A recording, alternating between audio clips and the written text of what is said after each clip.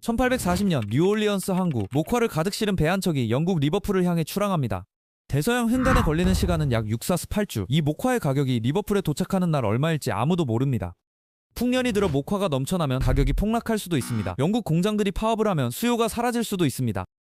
심지어 배가 폭풍을 만나 가라앉으면 전부 끝입니다. 6주에서 8주의 항해 동안 상인은 아무것도 할 수 없습니다. 그저 기다릴 뿐입니다. 1탄에서 위험을 나눠서 주식을 만들었습니다. 2탄에서 시간을 나눠서 채권을 만들었습니다. 그렇다면 3탄 아무도 알 수 없는 미래의 가격, 즉 불확실성 자체를 상품으로 만들 수 있다면?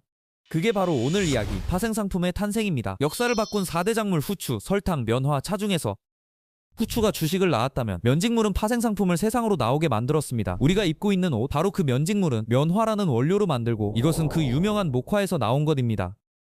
먼저 여기서 중요한 구분을 하나 해야 합니다. 1탄에서 다룬 위험 리스크와 3탄의 불확실성, uncertainty, 이 둘은 다릅니다. 위험은 확률을 계산할 수 있습니다. 배 10척 중 9척이 침몰한다. 이건 경험으로 알 수 있는 위험입니다. 그래서 주식과 채권으로 분산할 수 있었습니다. 하지만 불확실성은 다릅니다. 6주 뒤 목화 가격이 얼마일지 이건 아무도 모릅니다. 계산할 수도 나눌 수도 없습니다. 그냥 모르는 겁니다. 인류는 수천 년 동안 이 모름과 싸워왔습니다. 그리고 결국 기막힌 해결책을 찾아냅니다. 미래 가격을 지금 미리 정해버리면 어떨까? 이 아이디어 사실 2000년 전에 이미 있었습니다. 고대 로마 인구는 최대 100만 명, 이집트에서 곡물을 배로 실어와야 했습니다. 순풍이 불면 열흘, 역풍이면 2달이 넘었습니다. 곡물 가격이 요동쳤습니다. 그래서 로마 상인들은 이런 계약을 만들어냅니다. 오늘 2달 뒤 가격을 미리 정하자. 이게 바로 선도거래의 원형입니다. 아직 오지 않은 날의 가격으로 지금 계약하는 것. 2000년이 흐른 1840년대 뉴올리언스에서 리버풀로 목화 무역이 대서양을 지배하던 시대입니다. 당시 영국 섬유 공장의 원료 80%가 미국 남부의 목화였습니다. 리버풀은 세계 목화 무역의 중심지였고 맨체스터 공장들은 목화 없이는 하루도 돌아가지 못했습니다. 그런데 여기서 결정적인 변화가 생깁니다. 증기선과 빠른 우편선이 등장하면서 정보가 화물보다 먼저 도착하기 시작한 겁니다. 리버풀의 상인 존 크로프트는 1840년대 뉴올리언즈의 제임스 브라운 선장으로부터 이런 편지를 받습니다. 지금 뉴올리언스에서 목화 6000베일을 선적했습니다. 6주 뒤 도착 예정. 존 크로프트는 이 편지를 받은 순간 목화가 도착하기도 전에 리버풀 시장에서 그 목화를 팔 수 있었습니다. 미래에 도착할 화물을 지금 미리 팔아버리는 것. 이것이 선도거래가 대서양을 무대로 폭발적으로 성장한 이유입니다. 배보다 빠른 정보를 가진 자가 미래를 먼저 거래할 수 있게 된 겁니다. 그런데 선도거래에는 치명적인 약점이 있었습니다.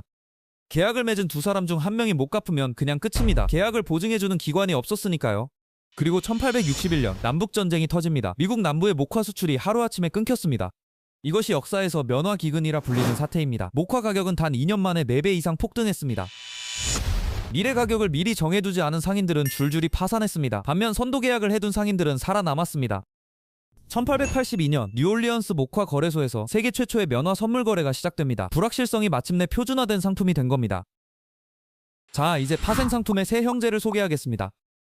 첫째, 선도 거래, 포워드 쌍방 약속. 두 사람이 미래의 가격을 지금 정하는 계약입니다. 반드시 이행해야 합니다. 취소 불가, 도망 불가. 뉴올리언스 상인과 리버풀 상인의 목화 계약이 바로 이겁니다. 둘째, 선물거래 퓨처스, 표준화된 선도거래. 선도거래를 거래소에서 표준화한 겁니다. 계약 단위, 만기일, 품질 기준을 전부 통일했습니다. 이제 개인 간 계약이 아니라 거래소가 중간에서 보증합니다. 조금 더 계약이 안전해졌습니다. 셋째, 옵션 권리를 사는 것. 이게 가장 중요합니다. 비행기표를 예약할 때 취소 수수료를 내면 취소할 수 있는 옵션을 사는 거죠. 오를 것 같으면 사고 안 오르면 그냥 포기합니다. 손실은 처음에 낸 수수료, 프리미엄까지만입니다. 선도와 선물은 반드시 이행해야 하지만 옵션은 권리를 삽니다. 할 수도 있고 안 할 수도 있는 선택권. 이 선택권 자체가 가격을 가집니다.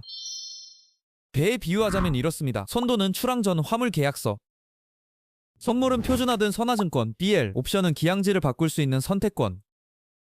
파생상품? 그거 2008년에 세계 경제 날려버린 그거 아닌가요? 맞습니다. 파생상품은 잘못 쓰면 세계 경제를 날릴 수 있습니다. 실제로 날렸습니다. 하지만 불을 잘못 쓰면 집이 타고 잘 쓰면 밥을 짓습니다. 파생상품의 원래 목적은 투기가 아니라 보험입니다. 목화 농부 입장에서 생각해보세요. 수확 시점에 가격이 폭락하면 전부 날립니다. 그래서 농부는 미리 선물 계약을 맺습니다. 지금 이 가격에 팔겠습니다. 가격이 폭락해도 괜찮습니다. 미리 가격을 고정해뒀으니까요.